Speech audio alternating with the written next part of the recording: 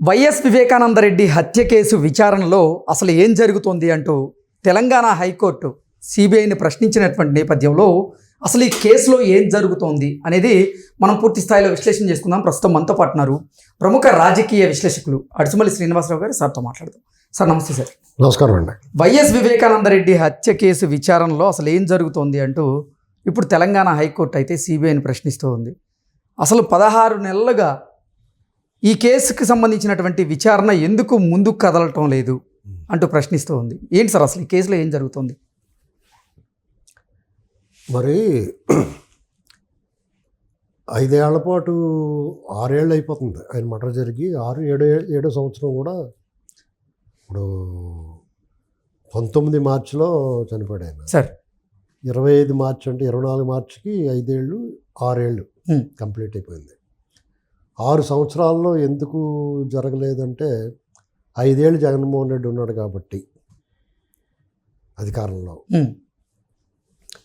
అతని దగ్గర విపరీతమైన సొమ్ము ఉంది కాబట్టి ఆ సొమ్ముతో వ్యవస్థల్ని అతను దారిలో పెట్టుకున్నాడు కాబట్టి అతని దారిలో అంతే. అదే కారణం, ఇంక వేరే ఏ కారణం లేదండి.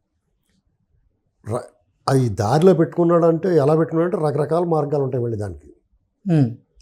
కొన్నాళ్ళు సిబిఐని మేనేజ్ చేస్తాడు, కొన్నాళ్ళు సిబిఐలో ఉన్న అధికారులని మేనేజ్ చేస్తాడు, ఆ డైరెక్టర్లు మేనేజ్ చేస్తాడు, లేకపోతే వీళ్ళందరినీ మేనేజ్ చేసి వాళ్ళు మేనేజ్ చేస్తాడు. అలాగా ఆ కేసుని అలా నాన్చుకుంటూ వచ్చారు. యాక్చువల్గా రామ్ సింగ్ అనే ఒక ఎస్పీ గారు అలాగే ఆయన ముందుగానే వెనకగానే మొత్తం దీని బొమ్మ అంతా తీసుకొచ్చేసారు. చాలా క్లియర్ పిక్చర్ తీసుకొచ్చారు. అసలు ఏం జరిగిందనేటువంటి వాళ్ళు మొత్తం ఫ్రేమ్ చేసేసారు. సార్ దానికి సంబంధించిన సాక్ష్యాధారాలు కూడా సేకరించేశారు. ఎక్కడుందంటే ఈ పాత్రధారులు అందరూ సీన్ రీకన్స్ట్రక్ట్ చేశారు, వాళ్ళందరి మీద కేసులు పెట్టేశారు. సూత్రధారి అయిన అవినాష్ రెడ్డి మీద కూడా కేసు పెట్టారు. సూత్రధారి అవినాష్ రెడ్డి అని కూడా ఎస్టాబ్లిష్ చేసేసారు. అక్కడ ఆగింది బొమ్మ. సూత్రధారి ఒకడా లేకపోతే ఇంకా అతని పైన ఇంకొక అంతపూర్వమైన ఉందా, అక్కడ ఆగుతుంది బొమ్మ అంతా. ఓకే, అది ఇంకా మనకి బయట రాలేదు. అక్కడి నుంచి విచారణ వేగవంతం కావట్లేదు. కారణం ఏంటి సార్? అక్కడికి వచ్చినట్టుగా అయిపోయింది అంతే. ఇంకా వాళ్ళ ఇంట్లోకి వెళ్ళిపోతుంది పావుని అనేటప్పటికి అక్కడ పెట్టేశారు, ఆపేశారు. ఇక్కడ దస్తగిరి అనేటువంటి అందులో పాల్గొన్న హత్యలో పాల్గొన్న ఒక నేరస్తుడు, నిందితుడు తర్వాత అప్రూవర్గా మారి క్షమాపేక్ష కోరుకుని ఇవన్నీ చేశాడు. అతన్ని అప్రూవర్గా మారడం కుదరదని వేస్తున్నారు వీళ్ళు. ఎందుకు కుదరదు? కోర్టు ఏం చేయాలంటే ఎందుకు కుదరదు అదలపోండి అని చెప్పాలి ఫస్ట్ పాయింట్.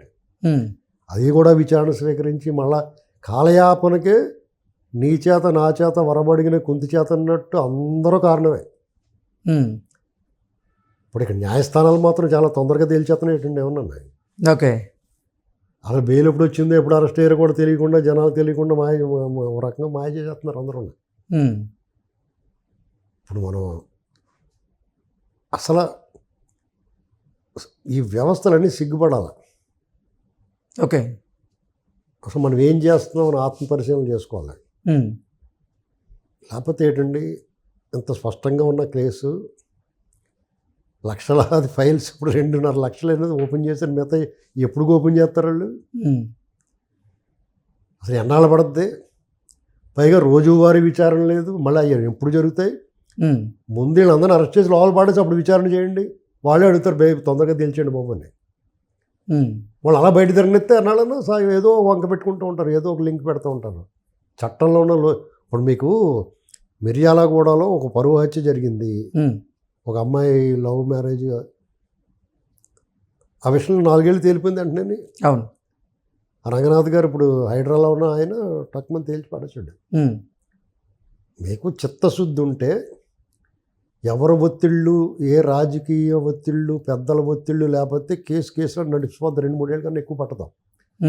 ఇది high profile murder, high profile persons, చాలా హైలీ ఇన్ఫ్లుయెన్స్డ్, ఈ దేశంలోని చట్టాలని వ్యవస్థల్ని శాసించగలిగిన కొనగలిగిన వ్యక్తుల చేతిలో ఆ వ్యక్తులు ఇందులో ఇన్వాల్వ్ అయి ఉన్నారు కాబట్టి ఇది లేట్ అవుతుంది. ఇది అందరికీ తెలుసు.